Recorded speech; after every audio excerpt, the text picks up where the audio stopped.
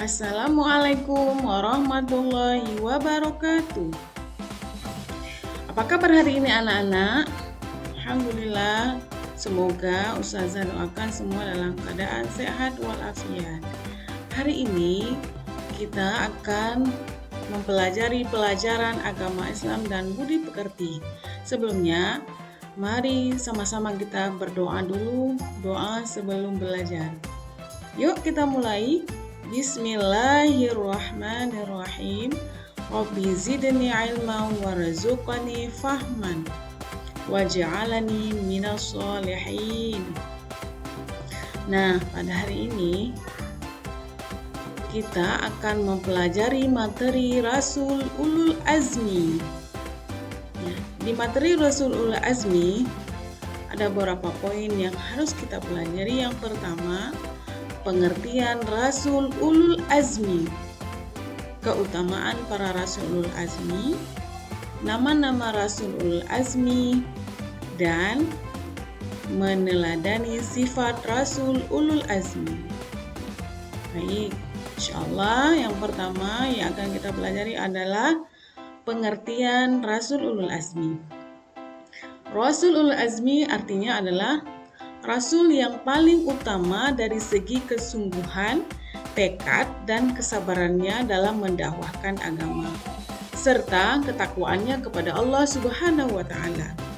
Jadi di sini ada 4 poin yang bisa kita ambil ibrahnya adalah kesungguhan daripada Rasul itu, tekadnya, kesabarannya, dan ketakwaannya kepada Allah. Kemudian keutamaan para Rasul Ulul Azmi. Para nabi yang digolongkan memiliki keutamaan yang lebih tinggi dibandingkan dengan lainnya.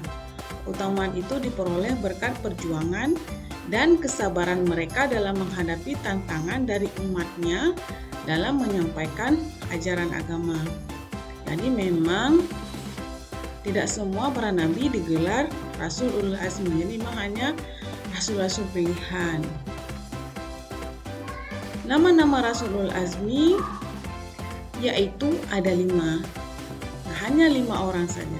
Yang pertama Nabi Muhammad SAW, yang kedua Nabi Nuh alaihissalam, yang ketiga Ibrahim alaihissalam, yang keempat Musa alaihissalam, yang kelima Isa alaihissalam. Kemudian meneladani sifat Rasul Ulul Azmi. Yang pertama, sabar dalam berjuang. Sabar dalam berjuang ini bisa kita lihat ketika Nabi Muhammad SAW berhijrah ke Taif.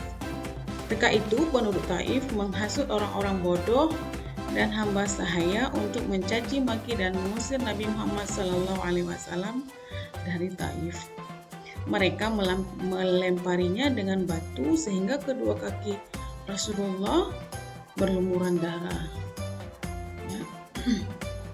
Jadi memang sabar dalam perjuangan itu adalah ketika pada Nabi Muhammad SAW.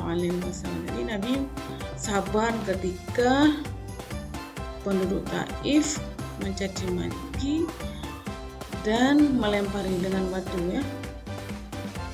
Kemudian yang kedua, tekad yang kuat dan keberanian. Ini terdapat pada Nabi Nuh alaihissalam yang ketika itu diperintahkan oleh Allah untuk membuat sebuah kapal yang sangat besar. Yang kita tahu ketika itu kaumnya merasa aneh karena di tempat itu tidak ada lagi sungai apalagi laut. Oleh karena itu setiap kaumnya itu melewati Nabi Nuh yang sedang mengerjakan perahunya, mereka selalu mengejek Nabi Nuh. Nah, ejekan-ejekan itu tidak membuat Nabi Nuh menjadi patah arang, apalagi meninggalkan perintah Allah. Beliau tetap semangat, bahkan menjawab ejekan mereka itu dengan ancaman-ancaman dari Allah. Jadi walaupun dengan ejekan yang sangat luar biasa setiap hari, setiap detik, Nabi Nuh tetap semangat dalam membuat sebuah kapal yang diperintahkan oleh Allah ketika itu. Tidak pernah takut dengan kaumnya, ya. Yang ketiga, taat kepada Allah meskipun perintah itu berat. Ini yang dapat pada Nabi Ibrahim alaihissalam ketika beliau sudah berusia lanjut, tapi beliau belum dikaruniai seorang putra pun ketika itu, tapi beliau tetap berdoa kepada Allah, tidak pernah pesimis, tidak pernah menyalahkan Allah. Beliau tetap selalu berdoa kepada Allah agar diberikan putra yang soleh. Kemudian Allah mengabulkan doanya karena setiap hari berdoa, sehingga Allah mengabulkannya dengan seorang anak bernama Ismail. Ya, Ismail. Kemudian Ismail lahir dan tumbuh menjadi anak yang sabar. Ini tatkala Ismail sudah berbaring dan perintah Allah hampir dilaksanakan, Allah memanggilnya. Hai Ibrahim, sungguh engkau telah membenarkan mimpi itu. Sesungguhnya kami memberikan balasan kepada orang-orang yang berbuat baik. Surat As-Saff ayat 102 sampai 105. Kemudian Ismail yang sedianya akan dikurbankan itu digantikan oleh Allah dengan seekor kambing yang besar, bas. Jadi memang